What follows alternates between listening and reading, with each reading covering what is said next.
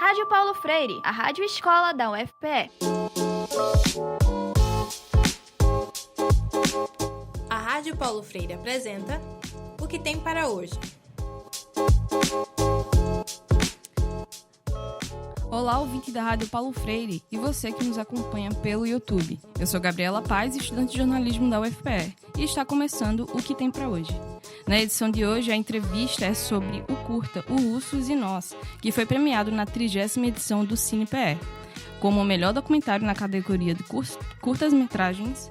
Além disso, você vai ficar por dentro de eventos também do cenário cultural aqui da região, reportagens e música no Interprograma Som do Dia. O curta, Os Ursos e Nós, recebeu 5 premiações: melhor filme, melhor direção, melhor edição de som, melhor trilha sonora e prêmio especial do público. A direção foi de Maria Axerade, a trilha sonora foi de Sérgio Godoy e a edição de som foi de Felipe Peixoto. O curta foi produzido no LIS, o Laboratório de Imagem e Som do Departamento de Comunicação Social aqui da UFPE. E para falar sobre o curta premiado, Os Ursos e Nós, a gente recebe a diretora do documentário, Maria Axerade, mestre e doutora em antropologia, coreógrafa, escritora e cineasta. Também é professora do Departamento de Artes aqui da UFPE. Maria, parabéns pelo prêmio, seja muito bem-vinda. Obrigada, Gabriela. Bom dia a todos os ouvintes da Rádio Paulo Freire. É um prazer estar aqui. E também recebemos o professor do Departamento de Música da UFPE, Sérgio Godoy, mestre e doutor em música, e que produziu a trilha sonora do curta, ao lado de Albérico Souza. Sérgio, parabéns pelo prêmio, seja muito bem-vindo. Muito obrigado pelo convite. É um imenso prazer estar aqui nesse programa. Bom, Maria, como surgiu a ideia inicial de fazer o documentário? Então, eu desde que me mudei para cá, sou carioca, vivo aqui há 25 anos, na universidade atuo como professora e como pesquisadora do curso de dança da UFPE e também da pós-graduação em antropologia aqui do Cefis, né, também na UFPE. Meu tema principal de pesquisa tem sido sempre junto às culturas populares e mais especificamente às danças. Depois da pandemia, eu comecei a me interessar pelo sentido da escuta. E aí a gente criou um projeto juntos, né, eu e Sérgio, em torno do sentido da escuta. Eu, por conta do desenvolvimento de uma pedagogia das audioaulas, que viabilizou e potencializou a experiência da dança num período em que a gente estava muito restrito, enquadrado, né, em telas e em quartos ou apartamentos e casas.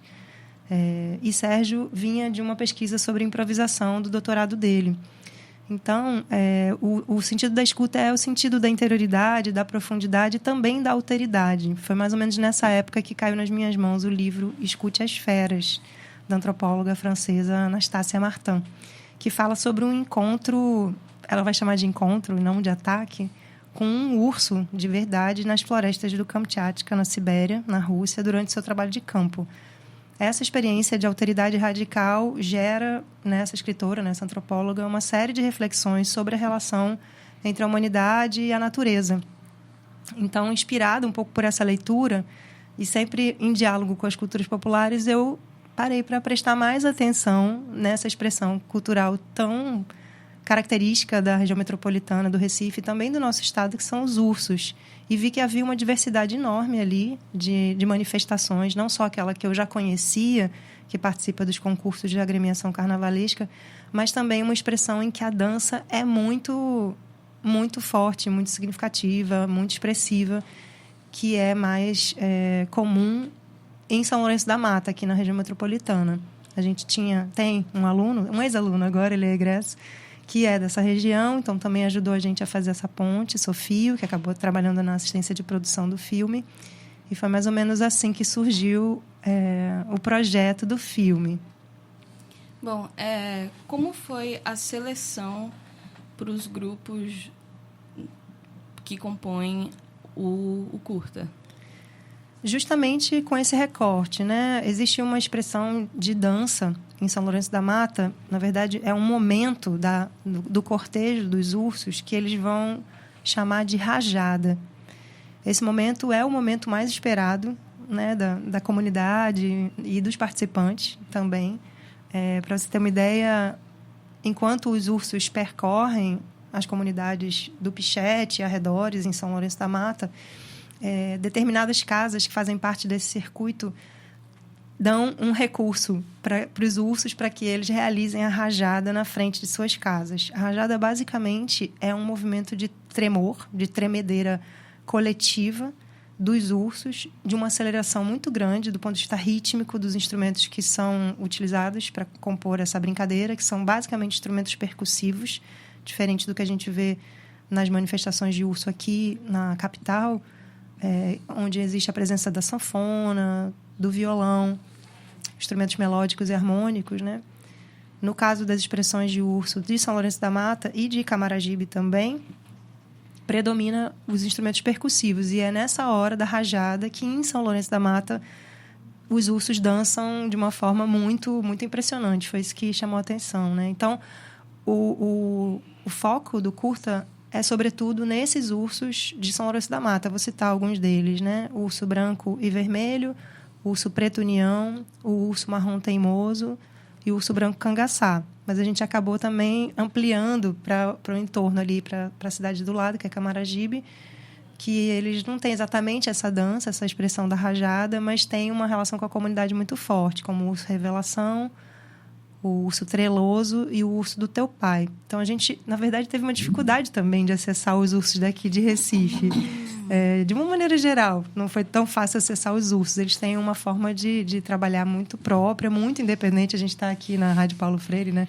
Então, vale a pena destacar esse senso de autonomia e de liberdade dos ursos, que prescinde muitas vezes do Estado, enfim, ou não dão tanta atenção assim a quem está atrás deles, né? Se interessando por fazer pesquisas e tal. Então, em algum momento, a gente achou que, inclusive, fazer o curta ia ser o mote do filme, de tão difícil que era contactar esses ursos. Mas, finalmente, foi possível e eles também gostaram muito do resultado, foram muito parceiros no processo de pesquisa. Bom, a gente queria entender por que o urso, já que é um animal tão distante da nossa realidade tropical, né? Qual é a origem da laúça no carnaval? Pronto, então, eu falava sobre essa relação da alteridade, né? Que a gente vê no livro do Escute as Feras, né? Que, na verdade, o nome original nem é Escute as Feras, é Crer nas Feras. Então, isso já é uma relação interessante, né? Como que a escuta, muitas vezes, está ligada à crença, né? Ou à compreensão. A gente queria entender também o porquê, né? Dessa figura tão inusitada, né? Que não faz parte da nossa fauna. No máximo, a gente identificou... No mundo andino, na cultura andina, existe, né, nos Andes, a presença de um tipo de urso, um urso bem pequenininho, o urso andino. Mas, realmente, é um animal que não faz parte do nosso ambiente. E então, assim, que a gente conseguiu apurar? O curta, ele não tem exatamente esse objetivo de explicar as origens, né, a arqueologia, né, de como é que se chegou nessa brincadeira, mas o que a gente conseguiu apurar numa pesquisa, né, mais ampla é que o urso, ou o culto aos ursos, é um dos cultos mais antigos da humanidade, né, no mundo pré-medieval, né, entre os cultos pagãos, era muito comum cultuar o urso pelas suas características, algumas extra-humanas e outras muito parecidas, né, com o ser humano. Talvez, dentre os animais, seja aquele que compartilha uma série de características orgânicas e comportamentais. Talvez um dos que mais compartilha, né, conosco. Por exemplo, o fato de que ele é bípede, apesar de também ser quadrúpede. O fato de que ele sabe nadar, como nós, sabe subir em árvores, enfim, tem hábitos também alimentares parecidos com os nossos. Então, tem um historiador chamado Michel Pastoureau, francês, tem um livro chamado L'Ours, L'Histoire du Roi Déchu, né? O urso, a história de um rei deposto, que vai falar justamente sobre o processo de desempoderamento do urso, né? Uma vez que, com o advento da Idade Média, esses cultos pagãos começaram a ser perseguidos e a figura do urso, consequentemente, né? Então, ele passa a ser caçado, passa a ser morto e até ser miniaturizado, né? Hoje em dia, o urso a gente associa a bichinho de pelúcia, a alguma coisa fofa. E o que a gente queria com o curta-metragem era também reempoderar o urso, né? E, de alguma forma, deslocar o nosso lugar de humanos. Então, o que a gente percebe é que essa tradição ela vem da Europa Central, da Europa do Leste, né? Havia uma prática que associava circenses e ciganos, né? Que colocavam os ursos para dançar. Primeiro, bom, vale a pena lembrar também que o universo cigano ele é muito diverso, né? Existem várias etnias, cigano é uma categoria genérica, e dentro desse universo dos ciganos, uma etnia específica chamada Ursari, que tinha uma habilidade particular em conduzir ursos, acaba desenvolvendo essa técnica, por também serem muito apreciadores da dança e da música, de colocar os ursos para dançar. Então, essa relação entre urso, dança, né, também nos interessou muito. E provavelmente é assim que essa tradição chega aqui, através dos ciganos. A gente tem alguns registros, né, que eles chegaram em Minas Gerais, em Pernambuco, na Paraíba, e trouxeram essa tradição de colocar os ursos para dançar. Só que como os ursos não conseguiam sobreviver, né, ao clima, então rapidamente também com a interdição, né, aos maus tratos aos animais, então o se vestir de urso passa a ser uma prática, né, um hábito de carnaval, de brincar, de ser uma outra coisa, no caso de ser um urso. Bom, Maria, a figura do urso ela costuma gerar reações, né, muito diversas, desde o riso e até o medo, como você falou.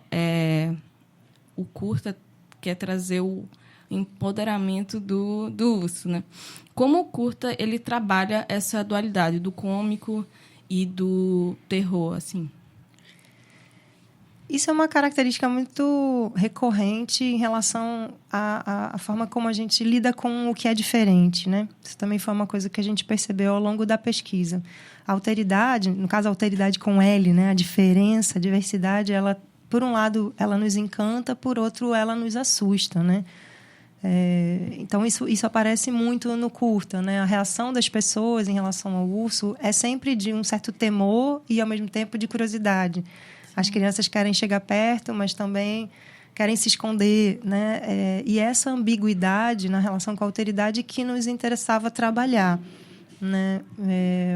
Bom, vale dizer que a maneira como o racismo se estrutura tem muito a ver com esse processo, né? Que eu estava falando do desempoderamento do urso, né? Essa lógica, né? De esvaziar o poder de um segmento da população, por exemplo, mulheres, negros, indígenas, LGBTQIA+, enfim.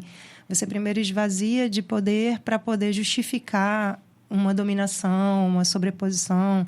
Então, é um pouco por aí que se organiza, né? E essa lógica a gente queria discutir, né? Ao mesmo tempo que a gente estranha, a gente quer entender e capturar as forças, né? daquela comunidade.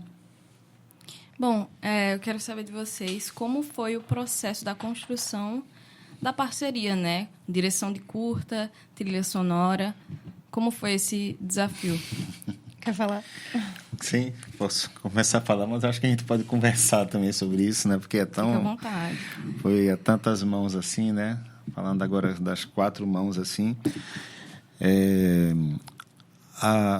O encontro após a pandemia, né, quando eu e Maria a gente se reencontrou, a gente já se conhece já há bastante tempo, mas especificamente sobre esse trabalho, quando a gente se reencontrou oriundos, né, dos doutoramentos da gente, dos doutorados, ela, né, na pesquisa dela ou na minha, a gente viu tinha esse assunto em comum. A gente já tinha feito outros trabalhos antes, mas tinha esse assunto em comum que era da escuta, né? E, como ela já falou também, desse sentido da escuta de ser uma atenção sensível, né? Uma atenção para a sua sensibilidade, para a sua sensorialidade, como você se sente em relação ao mundo, como o mundo te afeta. Então, isso aí foi uma espécie de um lugar comum, vamos dizer assim, entre ela como dançarina, pesquisadora em dança, antropóloga, né?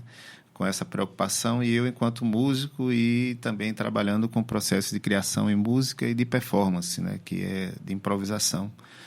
Então, assim, como que a gente vive a nossa relação com o mundo a partir do sensível, a partir do sensorial. Então, assim, tanto que o filme ele vai... a gente foi também na relação com as agremiações, com as laúças e os ursos, né? A gente viu que muitas vezes a forma até das próprias agremiações e dos ursos, assim, dos integrantes, né? Perceberem a manifestação, né, de laúças, de ursos, é muito sensorial, né? Então, às vezes, assim, olha, para explicar, para arrazoar muito, é fazer. A cabeça do urso, vestir o urso e fazer. Então, assim, pelo menos, eu percebi que essa dinâmica, essa intensidade, esse ritmo dessa intensidade dos sentimentos, das sensações, é que dita muito a própria agremiação, vamos dizer assim, a saída dela, o andar na rua, a brincadeira que faz com a comunidade enquanto está andando na rua. Então, assim, para mim, a associação entre a música e a dança, e que veio através de um espetáculo de dança também, que Maria elaborou, né? E junto também com as dançarinas do grupo, e que eu fiz a trilha também sonora, veio dessa coisa. Olha, o roteiro não é muito uma partitura de fazer uma música para piano, fazer uma música para violino ou para sanfona, entendeu? Não era muito musical nesse sentido convencional do que a gente vai pensar tradicional de música, né? Para mim, na minha percepção, precisa ser intenso, precisa ser, obviamente, ter ritmo. E, para mim, precisa vir tem que ficar claro que vem de digamos assim, de vários lugares, vários pontos, que são... Cada urso também tem isso, né? Não é uma coreografia, né, com passos ou com filas que os ursos eles fazem. É bem individual, mas claro que é um coletivo, é um indivíduo coletivo, né? A agremiação do urso, mas cada um tem um jeito de dançar, e dança, ou está no chão, ou está em pé, ou a cabeça joga para cima, a cabeça sai voando, e eles não estão combinados. Vamos ser 2 lá na frente que vão jogar a cabeça e 2 aqui atrás. Não é ordem dessa maneira. É claro que é organizado, mas não é dessa maneira. Então, toda essa liberdade, para mim, era uma coisa que brotava da sensação que eles estão vivendo na rua. E para mim, a música tinha que ter isso, né? O som tinha que ter isso, a sonoridade tinha que ser essa, assim. Então, o que eu encontro de lugar comum é o sensível, sensorial, né, da gente com relação à agremiação e deles, dos integrantes, com relação ao próprio brinquedo do urso, né, o próprio brincar o urso, né. A ideia parece muito abstrata, mas não é abstrata, é sensível, entendeu? É menos abstração para mim e mais sensação, sabe? Então, foi uma construção, acho que o caminho foi esse. Agora, lógico que tem marcas que a gente vai precisando fazer, porque o filme tem que ter uma metragem, lógico, então a gente vai botando marcas. Mas, para mim, esse era um movimento orientador, digamos assim. Eu poderia complementar um pouco, dizendo que o que a gente faz, na verdade, na nossa parceria, né, como professores e pesquisadores, não é nada mais do que uma reverberação do modo como as culturas populares se organizam. No sentido de que as fronteiras entre as linguagens, elas não são muito rígidas. Então, dentro do urso, ou do caboclinho, ou do cavalo marinho, a gente vai ver que a música se integra à dança, que se integra à parte dramática, que se integra à construção da indumentária, na medida em que muitos desses brincadores são os próprios artesãos, das máscaras, das roupas, dos instrumentos também. Muitos são luthiers. Então, tem um pouco esse papel, né, de reverberar. Talvez uma coisa que fosse interessante você falar, Serginho, seria da célula rítmica, porque apesar da gente utilizar o piano, que é um instrumento de origem europeia, né, digamos assim. Assim como o urso, né? Assim como o urso. A gente procurou identificar uma célula rítmica, né, e transpor para o piano e fazer do piano um instrumento percussivo, que também não deixa de ser, né, na medida em que você bate nele para que as cordas lá dentro vibrem. E a forma de usar também as cordas, né, um piano preparado. Você podia contar um pouco sobre isso? A coisa do piano, assim, eu acho que vem assim, primeiro que eu sou pianista, né? E claro, é um instrumento para mim mais... Essa que eu estou mais desde sempre, assim, que eu me entendo de gente, que eu estou lidando com o instrumento piano. Mas, do ponto de vista... Também deu muito certo isso, porque do ponto de vista de quem estava falando assim, que a Maria falou, disse, não, da coisa do piano, né, que seu instrumento de origem europeia. Eu disse, o urso também é um animal de origem europeia, né? E aí também o urso, termina que o animal também, e lá dentro da própria tradição que a gente já falou historicamente assim, ele também, bom, somos todos animais, mas só que o urso lá na condição que teve lá atrás, a partir dessas culturas ciganas e tudo mais, e como qualquer animal, vamos dizer assim, da floresta, né, no contato com o humano, ele, evidentemente, ele vai sofrer toda essa opressão, né, de humanos sobre os animais. Bom, isso é um dos elementos que a gente chama de alteridade, que a gente identifica dessa alteridade. E aí o que acontece? Que quando chegam os ursos, estão aqui também no Recife, dentro da região metropolitana, e o instrumento que eu toco é piano, uma das vezes que a gente chegou do campo da pesquisa, né, aí a gente estava na casa de Maria e mais também a Vanessa Alcântara, né, que fez as imagens, fotografia, filmou, né, da nossa equipe. Estava a gente conversando ainda bastante, né, intensificado assim, pelo que a gente já estava presenciando na pesquisa. Aí Maria tem um piano lá na sala, né? Aí eu cheguei, comecei a tocar, e a Maria disse, a gente improvisa um urso aí, né? Aí a minha primeira reação que veio foi dessa rítmica muito intensa, né? Que eles têm dois toques principais, assim, o que eles chamam de toque de urso, né? E um outro que é da rajada, desse momento da rajada da tremedeira, né? E aí nessa rítmica, a primeira ideia, porque eles também não têm um canto, não tem uma melodia, né, dentro dessa forma como se faz. E aí eu fui para o piano e fui improvisar no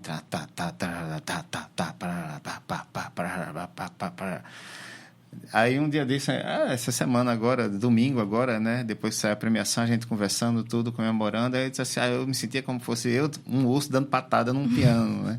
Ou seja, termina que o urso está desconstruindo o piano, mas construindo um novo piano, né? Desconstruindo no sentido positivo da palavra, né? Reconstruindo, reinventando o piano, né? Aí eu me sentia assim, eu estou me sentindo um urso, assim, com os dedos grossos, assim, dando patadas aqui e tirando um novo som, reinventando um piano. E aí, isso daí eu consegui colocar isso em palavras no domingo agora somente, mas isso eu estava vivendo dentro do próprio estúdio, né? Que é no processo da gente de criação da trilha, né? Junto também com o Homero Basílio, um percussionista que participou também da trilha do espetáculo de dança, né? E a gente teve gravações do espetáculo de dança, de trilha do espetáculo de dança, que a gente também aproveitou, que são trilha sonora minha do espetáculo de dança, a gente também aproveitou para o filme. E que a gente, então, disse, olha, vamos viver aqui a vibração, essa intensidade do toque rítmico, né? Que o som das agremiações, né? O som dos ursos, basicamente, são instrumentos de percussão, como Maria falou, e não tem um canto. Né? Não tem a voz não participa cantando assim uma melodia tradicional, né? Eles cantam, mas eles têm um hino.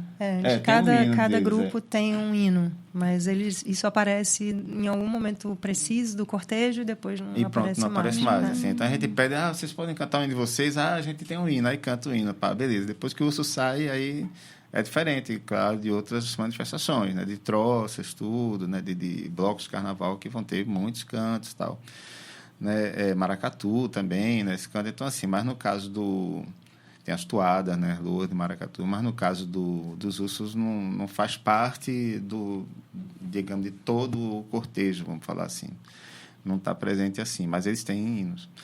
E aí, resultado, então, disso era o instrumento de percussão, e era o ritmo e a intensidade dessa percussão. Então, o piano que eu fiz era exatamente um piano que tenta traduzir vamos falar assim, essa pancada, assim, sabe? O TB, que eu chamo TB, assim, me lembrando de pancada.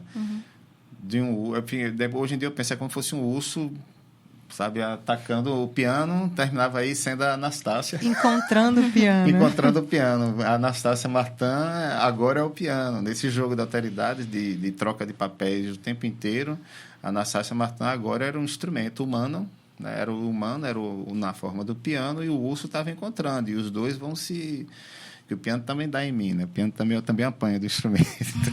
É simétrica a relação. É simétrica a relação, exatamente. Pronto. Poxa, muito massa. Eu queria pegar um gancho, porque Sérgio falou sobre a pesquisa e tudo mais. Quanto tempo durou todo esse processo, né? Desde o início das pesquisas até a finalização do curta? Olha, Bom, é importante dizer que a gente conseguiu o apoio de 2 editais aqui na universidade. Como era um projeto só. Tudo nasceu do desejo de fazer um espetáculo. Mas, para fazer esse espetáculo, a gente não estava conseguindo recursos nos editais da cidade e a gente encontrou na universidade 2 editais para os quais a gente submeteu o projeto de uma forma dividida. Por um lado, para o PIBEX da ProEst, em 2024, a gente submeteu a proposta da pesquisa do trabalho, né, para a criação do espetáculo, e para o edital da Supercult, que foi um primeiro edital antes de se tornar Procult, né, para a Reitoria de Cultura. A gente submeteu o projeto do espetáculo da criação mesmo, do Abraço de Urso. Mas para o projeto do PIBEX era preciso ter um produto. Então, a gente propôs a realização do curta, né, com as imagens que a gente produziria no processo de pesquisa de campo para o espetáculo. Tudo isso se deu de forma simultânea. Então, a gente começou as pesquisas para a produção do filme em 2024, agosto de 2024. A gente começou as primeiras pesquisas de campo, primeiras idas a campo. E aí, em dezembro, a gente começou a filmar. Dezembro, janeiro, fevereiro, março. Foram 4 meses de filmagem, pegando, assim, o pré-carnaval, o carnaval e o pós-carnaval, né? Porque para uma abordagem etnográfica, que é a do filme, né, e sensorial também, a gente precisava ter um pouco mais do que aquelas apresentações que acontecem no período propriamente dito do carnaval, né? Era importante o antes e era importante o depois. O antes envolve todos esses cortejos que acontecem nas comunidades dos ursos, e o depois é basicamente a Sambada do Pichete, que é um lugar que eles se encontram, todos esses ursos, eles passam por essa sambada mais ou menos um mês depois do carnaval. E, em paralelo a isso, acontecia a produção do espetáculo, né, para o qual a gente criou a trilha, que acabou sendo utilizada no curta-metragem também. Então, entre primeiras idas a campo e estreia, um ano e pouco, 1 ano e 2 meses. Poxa, quem assiste a um filme, né, muitas vezes não sabe a complexidade de execução, produção, como a do curta, né, Os Ursos e Nós, que mostra uma manifestação popular que acontece nas ruas. O trabalho de equipe, do som, é super importante, desde a captação, né, e passando pela edição e mixagem. Isso porque o cuidado precisa ser redobrado no momento da captação, já que os sons percussivos são intensos e correm um risco de serem mal gravados. Já na pós-produção, os profissionais eles se dedicam a trazer para o filme a energia das ruas através do som, que tem a capacidade de nos envolver, não é mesmo? Então, a gente conversou com Felipe Peixoto, que foi premiado com a melhor edição de som no CinePE 2026, e ele nos conta como foi trabalhar do som, né, do curta Os Ursos e Nós. Bom dia, boa tarde, boa noite, ouvintes da Rádio Paulo Freire. Me chamo Felipe Peixoto, eu sou responsável pela edição e mixagem de som do filme Os Ursos e Nós, da diretora Maria Asraldi. E esse filme ele foi montado e mixado no Laboratório de Imagem e Som da UFPE, que é ligado ao DECOM, do qual eu faço parte do corpo técnico do laboratório, sou técnico de lá, assim como o meu colega de trabalho, Paulo Sano, né, que fez a montagem do filme. Inicialmente, esse convite foi feito por ele, né, ele que me comunicou da necessidade de fazer uma mixagem de som para o filme, disse que o filme estava bom, que o filme é legal. E aí ele me apresentou a professora Maria, né, para a gente conversar e ver como é que faria essa mixagem. Porque na montagem do vídeo, as escolhas foram feitas juntamente com a diretora. E aí, depois dessas escolhas é que são passadas para mim, para que eu comece a mixagem, né? E na conversa com a professora Paula foi engraçado que a gente tentou mexer umas coisas juntos, porque tinha muita informação, né? Tem as captações que foram feitas lá, tem muito ruído de ambiente, que algumas coisas às vezes atrapalham o diálogo de captação. E aí ela falou comigo, né, dando as ideias, eu tentando fazendo as coisas lá. Ela perguntou, olha, eu aqui e tal, tô lhe ajudando e tal, eu tô atrapalhando. Eu disse, rapaz, eu curto mesmo trabalhar um pouco sozinho, sabe? E aí ela disse, não, tá, tudo bem, vou deixar você trabalhando. Porque nesse processo de mixagem, né, você tem que ter uma imersão maior no filme. Você tem que prestar muita atenção, porque como se trata de som, você trabalha muito com a espacialidade. Então, para você ter essa imersão maior, ter mais atenção, é bom você ficar sozinho, sabe? Porque aí eu consigo ter essa relação melhor com a espacialidade que o filme me fornece. A imagem, ele projeta você a olhar para frente, você receber aquela percepção visual muito diferente. O som ele é mais espacial, ele vem de fora para dentro, sabe? E essa imersão é necessária porque para mim é importante eu colocar quem está assistindo o filme dentro dele, sabe? E como esse filme ele é muito sonoro, ele tem muito som, muita batida, tem um impacto sonoro muito grande, um apelo sonoro forte. Então, foi necessário que eu ficasse muito tempo escutando, entendendo como é que eu poderia transmitir essa imagem sonora, sabe? E aí esse processo foi muito em conversa também com o Paulo, para como fazer e tal, ficava interessante. E aí mostra para a diretora Maria, né? Mostra para Sérgio Godoy, que fez a trilha sonora. E aí esse filme veio com uma trilha sonora muito marcante. É bonito o início, né, dela, e eu tive que fazer uns ajustes bem para ela ir chegando, sabe? E introduzindo o espectador naquele universo. Eu tentei puxar ao máximo essa sensação que ficaria legal para o filme, que ficaria em consonância juntamente com a imagem, juntamente com a montagem rítmica, né, que Paulo fez para ele. E é um filme ficou muito bonito, ficou muito vibrante, ficou muito sensorial, né, da parte do som, porque você sente mesmo o batuque, sabe? É como se você, através do som, você conseguisse sentir a porrada mesmo que tem da execução sonora do pessoal do filme, né, dos Ursos. Então, assim, eu espero que esse filme realmente ele rode, né, bastante, que muita gente assista, porque é um pedaço, um fragmento da cultura do nosso estado, né, que é muito cultural nesse sentido, muito musical também, e também que é um trabalho realizado também na universidade, né, que é um trabalho que, querendo ou não, a partir da transmissão cultural, você também educa, você entende de onde você faz parte, de coisas que compõem a sua realidade e a sua identidade como cidadão do mundo, né. Então, eu fico muito agradecido pela professora Maria por ter me convidado para participar desse filme e espero que ele tenha muito sucesso, que muita gente pode assistir. E é isso. Rádio Paulo Freire, a rádio que fazemos juntos. Como o Felipe acabou de explicar, o som do filme, né, como também Sérgio comentou, ele tenta colocar o espectador dentro da cena de forma sensorial.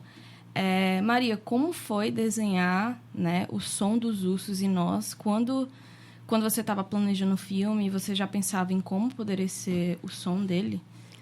Sim, eu vou começar só reforçando aqui, né, o agradecimento a toda a parte técnica da equipe, Felipe Peixoto, Paulo Sano, Hugo Luna, do Laboratório de Imagem e Som aqui do DECOM, da UFPE. Foram muito parceiros, muito sensíveis, muito generosos. O tempo que a gente levou de captação foi mais ou menos o tempo que a gente levou também editando esse material, montando, o que prova que não é só o que a gente faz em campo, né, que determina o resultado. Todo esse processo de tratamento, de organização, de decupagem, de finalização, isso é fundamental para a gente chegar onde a gente queria chegar, né? Então, também falar de Vanessa Alcântara, que já falamos, né? Mas é bem importante, porque foi esse encontro da imagem com o som também que produziu esse resultado, né? Além da pesquisa prévia, enfim, da relação estabelecida com os ursos e dos próprios ursos, a beleza deles, né? Então, desde o início, eu já tinha uma ideia de que o filme não seria um filme muito explicativo do ponto de vista histórico. Primeiro, porque eu não tinha essas respostas, né, sobre origem. Segundo, porque falar sobre origens de tradições populares é sempre um grande risco, né, no país da gente, que é um país marcado por um processo colonial ainda muito... com feridas muito abertas ainda, né? Então, é muita fragmentação, muita dispersão, processos de invisibilização, de silenciamento. Era arriscado querer explicar alguma coisa. Então, a ideia era realmente promover para o espectador essa viagem imersiva através das cores, dos sons, das formas e do ritmo. Desde o início, a ideia de ritmo estava sempre muito presente, tanto na organização das imagens como do som.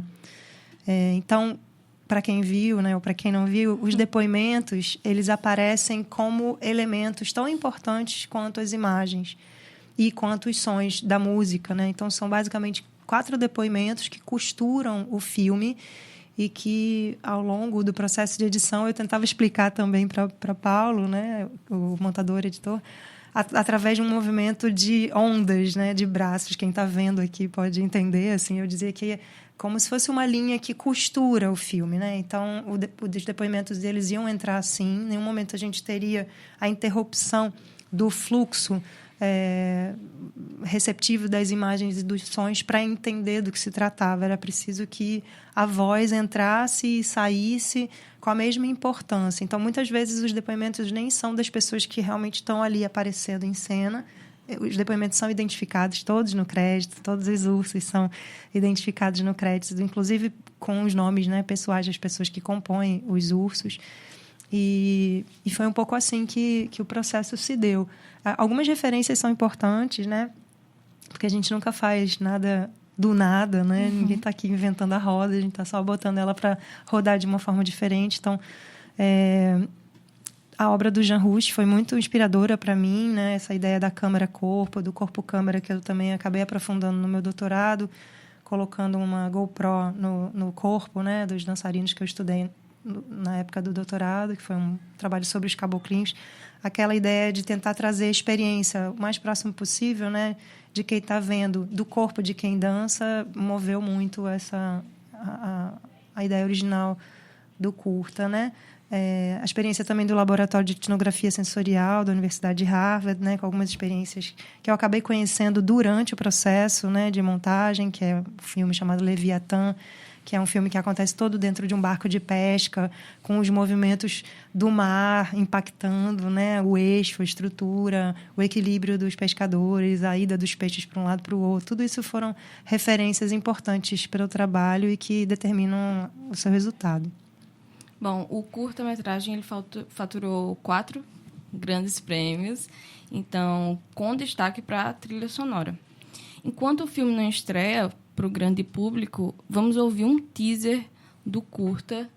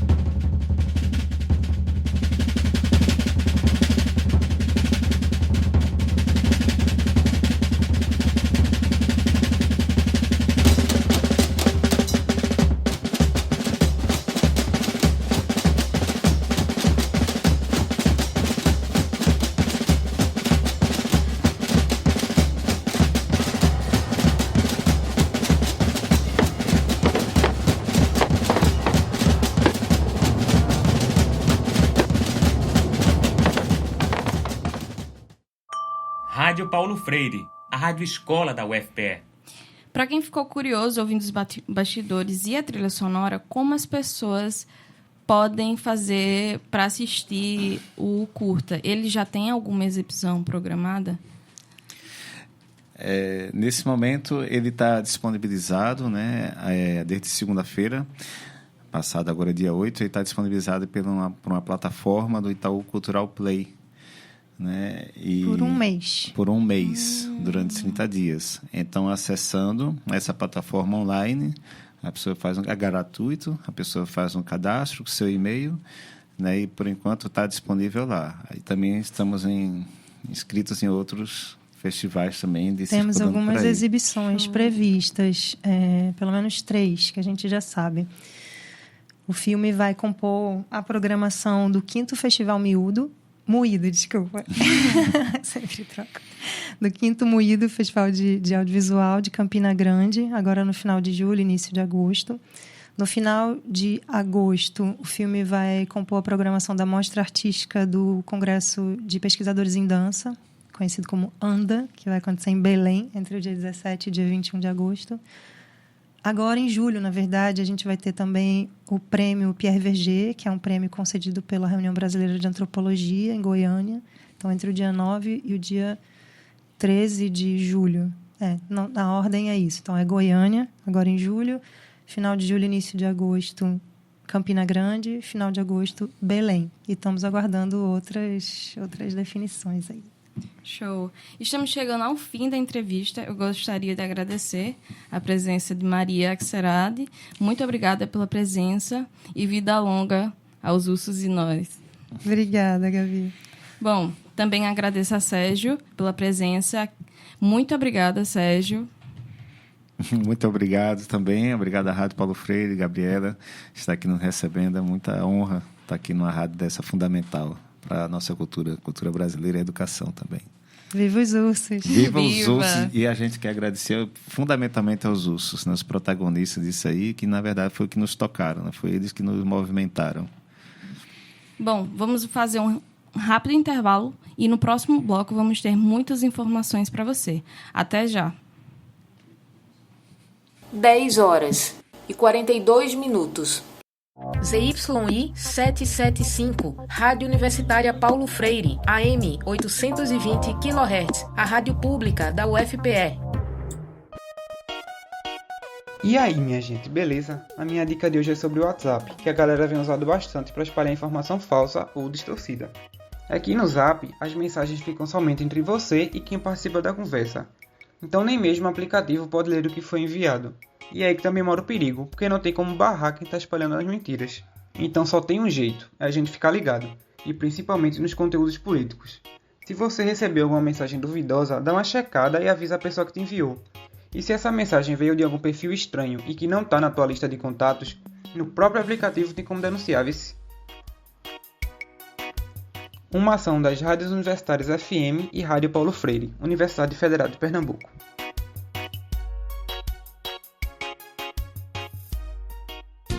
Toda quinta-feira, ao meio-dia, você tem um encontro marcado com o programa ATI na Onda do Cotidiano. É tecnologia da informação em debate, aqui na Rádio Paulo Freire. Apresentação, professor Jairo Dornelas. Fala pessoal, tudo jóia? Eu sou Saulo Novaes, apresentador do Papo no Auge, uma ferramenta para a sua mente, e eu te convido a ouvir o nosso programa toda quinta-feira aqui na Rádio Paulo Freire, educação e ciência nas alturas, por isso vamos pro auge. Prezado ouvinte, não estranhe se nossa programação estiver um pouco diferente. É que nós, técnicos administrativos em educação, estamos em greve desde o dia 23 de fevereiro de 2026. Reivindicamos que o governo cumpra com todos os pontos do acordo da última greve de 2024. A Rádio Paulo Freire mantém seu compromisso com a formação dos alunos de comunicação e com os produtores independentes. Então, os programas da chamada pública e ao vivo serão exibidos normalmente. Rádio Paulo Freire, a rádio escola da UFPE. Olá, voltamos com o segundo bloco do que tem para hoje, pelas ondas da Rádio Paulo Freire. Eu sou Gabriela Paz, estudante do curso de jornalismo da Universidade Federal de Pernambuco. O Instituto Federal de Pernambuco está com oportunidade para quem busca qualificação gratuita e de qualidade. Estão abertas as inscrições para o processo de ingresso 2026.2.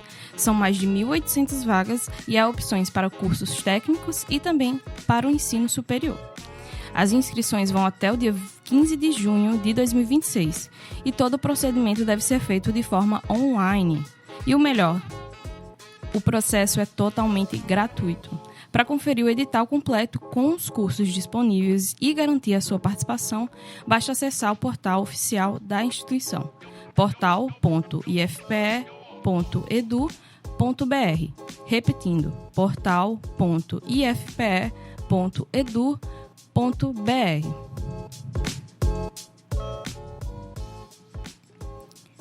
As tensões globais ganham novos capítulos e os bastidores das grandes potências revelam impasses profundos, o que está por trás dos empates diplomáticos entre as maiores potências do mundo. Essas e outras informações, para você entender o cenário global, ouviremos na coluna Por que os Estados Unidos não fecha acordo com o Irã. Vamos ouvir. O Mundo em Questão, com o professor Felipe Reis.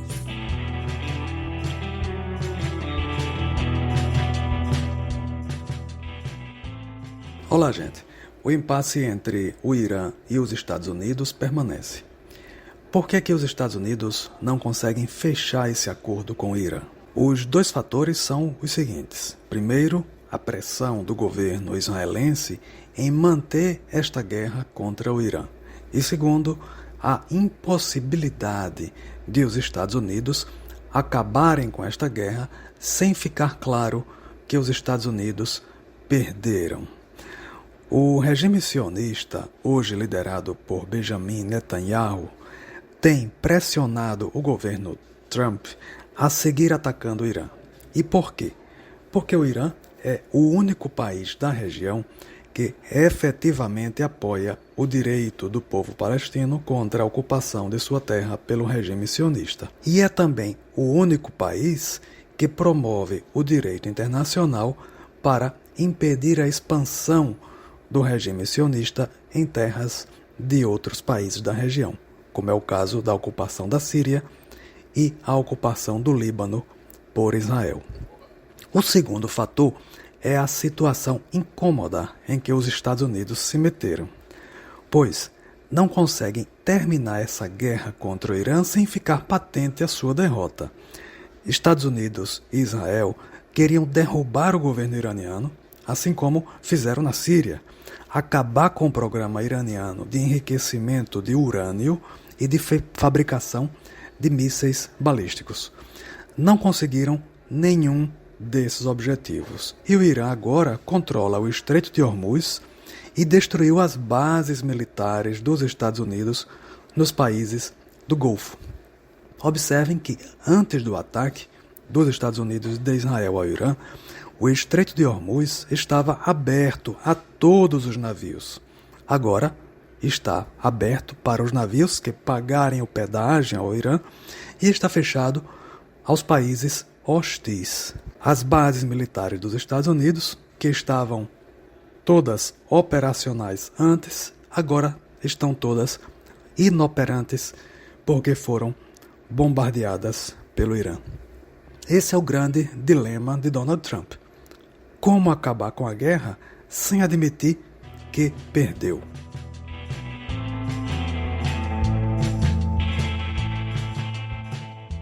Felipe Reis é professor de Relações Internacionais da UEPB, pesquisador do Centro de Estudos Avançados em Políticas Públicas e Governança da Paraíba e coordena o MOPRE, Grupo de Pesquisa, Mídia e Opinião Pública nas Relações Internacionais.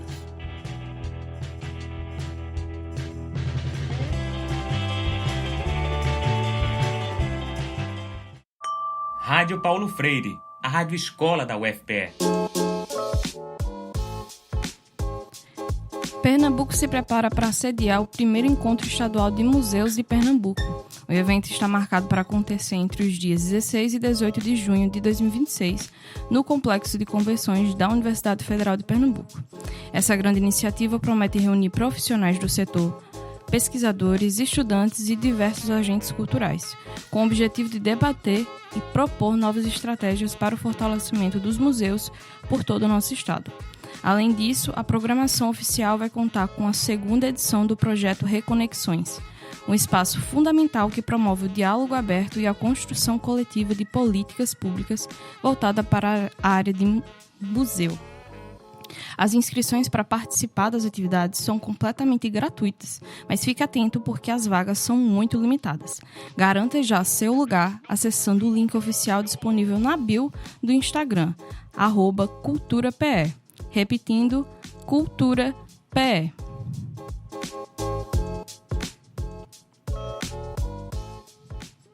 A Secretaria de Educação instituiu o currículo da Educação Digital e Midiática no Estado. O CEDIM volta para todas as etapas da educação básica, direcionando tanto para as redes públicas quanto privada. O documento vai articular saberes modernos como o ensino de computação, o letramento digital e o uso da inteligência artificial. A iniciativa está totalmente integrada ao tema do ano letivo de 2026, que debate a cidadania digital e a formação de cidadãos conscientes. Para garantir o sucesso do projeto, os professores vão passar por formações continuadas especiais em uma parceria direta com a União dos Dirigentes Municipais de Educação. Para conhecer todos os detalhes, consulte o portal oficial em educação.pe.gov.br. Repetindo, educação.pe.gov.br.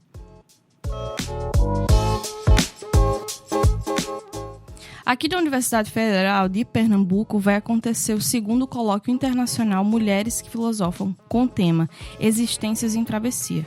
A iniciativa tem como objetivo visibilizar e debater a produção filosófica de autoras femininas, bem como o estudo de gênero na filosofia. As atividades acontecem nos dias 15 e 16 de junho de 2026, de forma presencial, no auditório do terceiro andar do Centro de Filosofias e Ciências Humanas, o CEFISH. No primeiro dia, o público vai acompanhar a apresentação de pesquisas focadas em gênero e feminismo. No segundo dia, a professora Mara Montanaro vai comandar um mini-curso em formato de roda de conversa sobre o livro dela, Teorias Feministas Viajante, debatendo o corpo, o cuidado e as violências patriarcais em diálogo com o ecofeminismo. Para você que ficou comigo até aqui, um abraço. Essa edição foi produzida e apresentada por mim, Gabriela Paz, estudante de jornalismo da UFPR. Na operação de áudio ficou Aniele Franco, na operação de streaming Daniel Alexandre, e esse programa teve a supervisão técnica da Rádio Paulo Freire e Igor Cabral.